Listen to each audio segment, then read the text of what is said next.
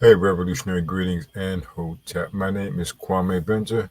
I'm the creator of this YouTube page called For Peace to Be.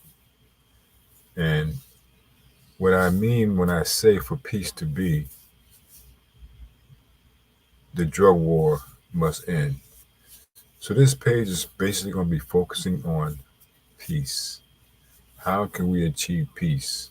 Hopefully in our lifetime, because what's going on right now on this planet is crazy. And so without any further delay, I'm going to show a quick little video. And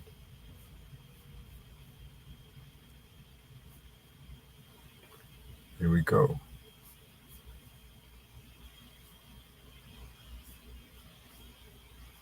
Let's see here.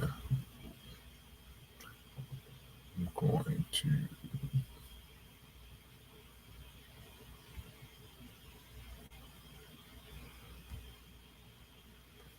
There we go.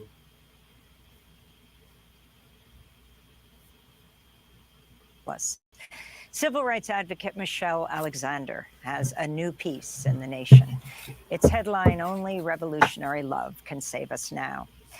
Michelle Alexander begins, "This moment feels different. Something new is in the air. Of course, everything is always changing. Impermanence is the way of life. Philosophers, theologians, and poets have reminded us for centuries that the only constant is change." Michelle Alexander joins us now for more. The best-selling author of the book, The New Jim Crow, Mass Incarceration in the Age of Colorblindness. It's great to have you back with us, Michelle. Thank you. Thanks for having me. I'm always happy to be here. It's great to see you. If you can talk about what gives you hope right now, even as you write about what's happening in Gaza, as you talk about what's happening with issues of police brutality and mass incarceration through the United States.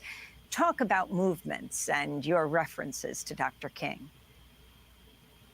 Well, what gives me hope right now is that despite everything, revolutionary love is bursting and blossoming in all kinds of places and spaces.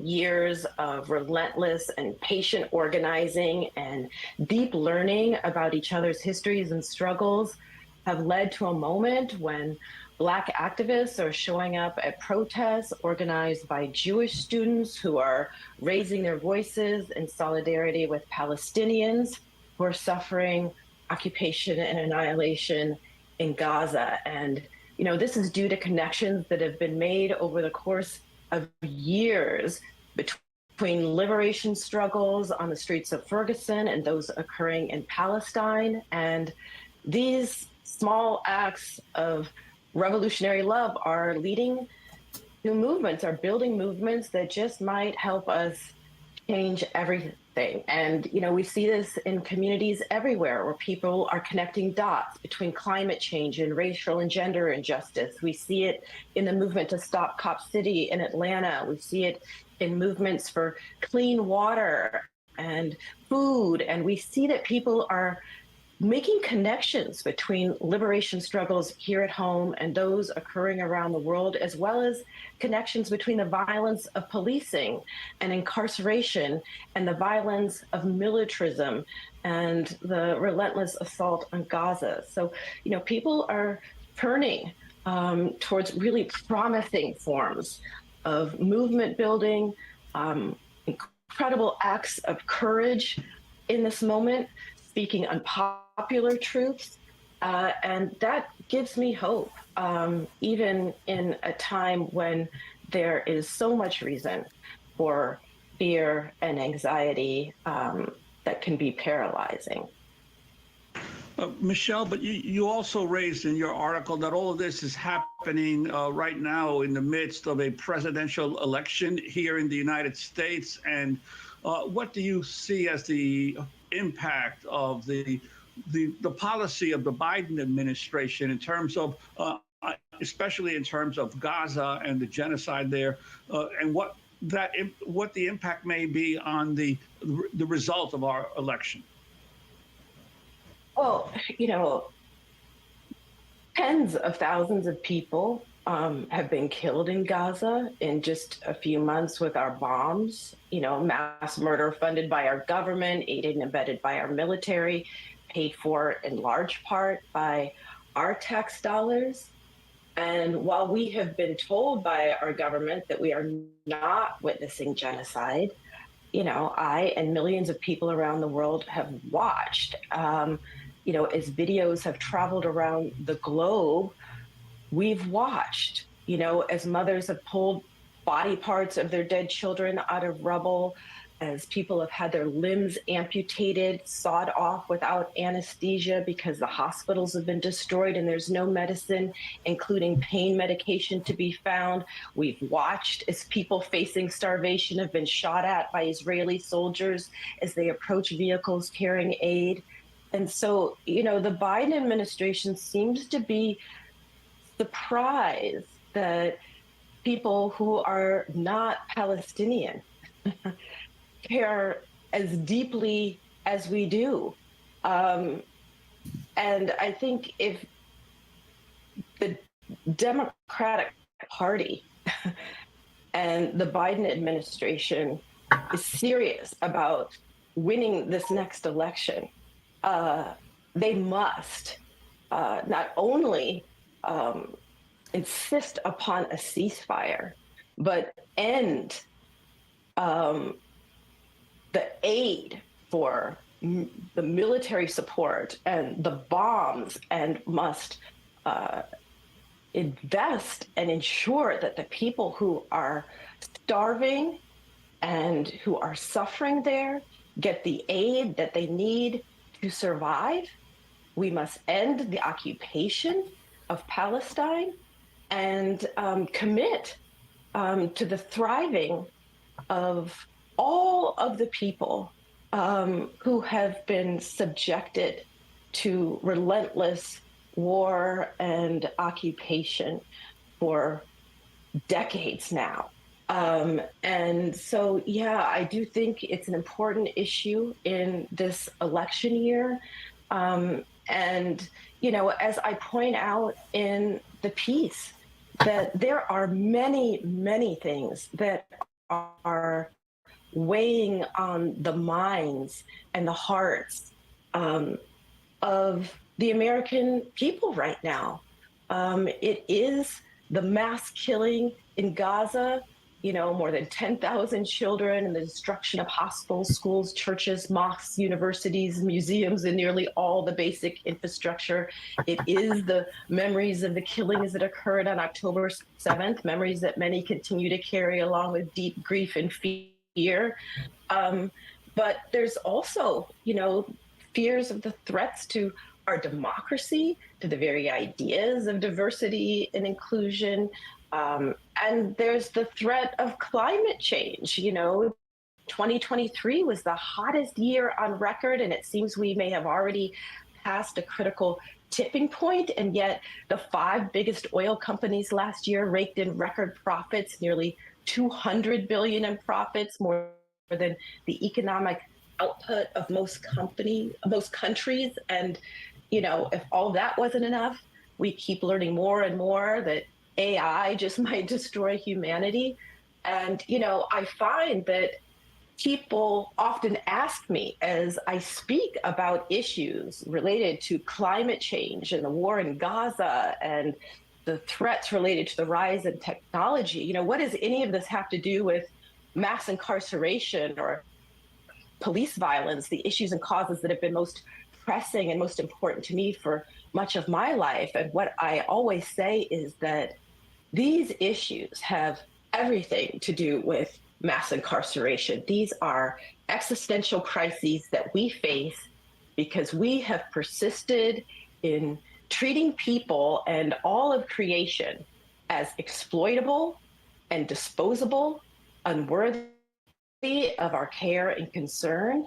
We are lost in the delusion that we can solve problems or do justice or achieve peace and security simply by locking people up, throwing away the key, destroying their lives and families, getting rid of them, declaring wars on them, wars on drugs, wars on crime, wars on Gaza.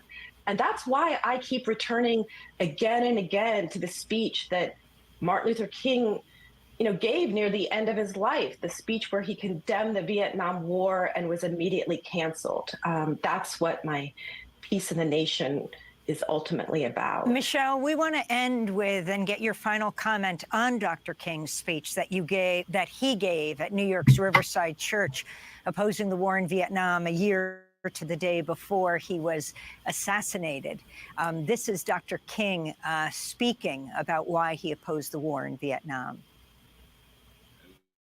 I have walked among the desperate, rejected, and angry young men. I have told them that Molotov cocktails and rifles would not solve their problems. I have tried to offer them my deepest compassion while maintaining my conviction that social change comes most meaningfully through nonviolent action. But they ask, and rightly so, what about Vietnam? They ask if our own nation wasn't using massive doses of violence to solve its problems, bring about the changes it wanted. Their questions hit home, and I knew that I could never again raise my voice against the violence of the oppressed in the ghettos without having first spoken clearly to the greatest purveyor of violence in the world today, my own government. Dr. King, after which you point out in the piece, Michelle, that he was canceled from the major papers, the New York Times to the Washington Post, attacked for his opposition to war. Yes, that's absolutely right. I mean, it's difficult to overstate the political risk that he was taking in that moment. Our nation had been at war with Vietnam for 2 years. 10,000 American troops had already been killed, and the war had enthusiastic bipartisan support within the political establishment. Anyone who dared to criticize the war were often labeled communists and subjected to vicious forms of retaliation and backlash. Many of his friends and his allies told him not to speak out against the war, saying he'd jeopardize the very fragile and brand new gains of the civil rights movement. And he said, those people, those voices didn't understand the depth of his moral commitment, but they also had no real understanding of the nature of the world in which they lived. And he said basic morality, demands that we speak for the weak, the voiceless, the victims of our own nation, especially the children, including those our nation calls enemy, for they are no less our brothers and sisters. He condemned the moral bankruptcy of a nation that doesn't hesitate to invest in bombs and warfare around the world, but can't ever seem to find the dollars to eradicate poverty at home. But for me, what makes King's speech essential in this moment is that he was arguing in that speech that if we as a nation, do not awaken from our collective delusions, we are doomed.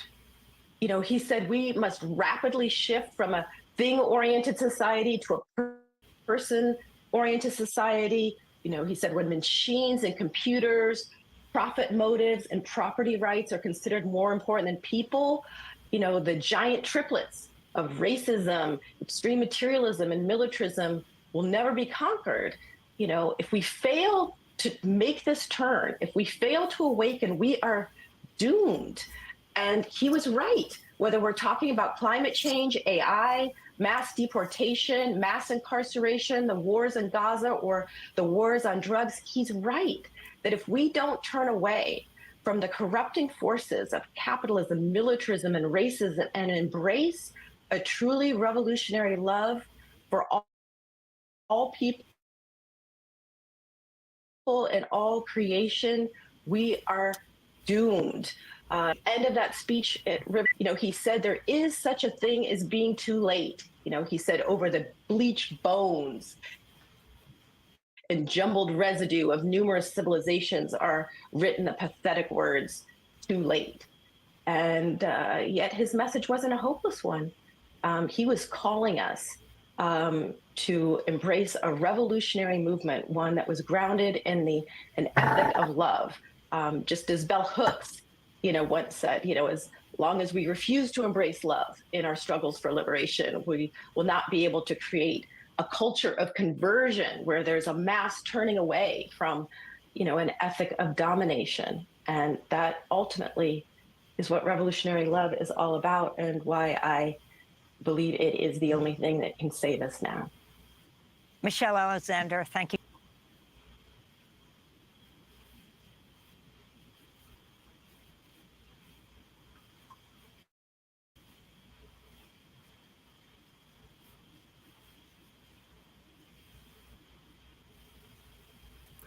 Okay, so that was Michelle Alexander. She is the author of the book. All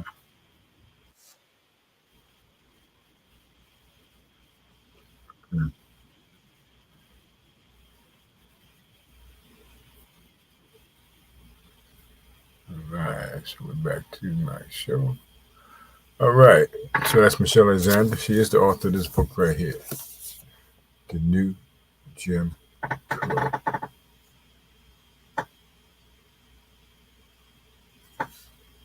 Mass incarceration in the age of color blindness. Excellent book, excellent read. It's a little old. This is an autographed book. She came here to Richmond, Virginia, and I went to see her and give her a lecture. So, when is the last time the United States has been not in a war? I cannot remember, not one single time, because this country's been at war since day one. So, we're going to dedicate this YouTube channel all about peace, love, equality, justice, and prosperity for all. So until next time, this is just a sample dry run. I'm going to probably delete this anyway and do it again on Tuesday, 3 p.m. Eastern Standard Time. I'm going to be doing a live podcast. We're going to start off with this book, The New Jim Crow. Till next time, peace, power, love, and prosperity to all.